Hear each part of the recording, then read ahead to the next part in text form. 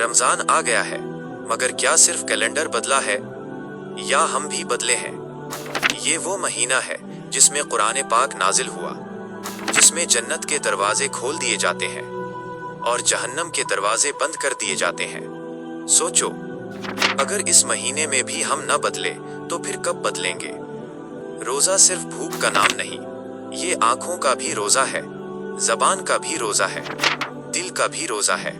रमजान मौका है गुनाह छोड़ने का, अल्लाह के करीब होने का और खुद को बदलने का।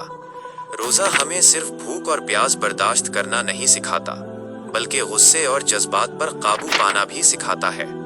इस महीने में कोशिश करें कि अगर कोई आपको उकसाए भी तो आप नरमी से जवाब दें। क्या पता ये हमारा आखिरी रमजान हो, तो इस बार रमजान गुजारना नहीं, रमजान को जीना है।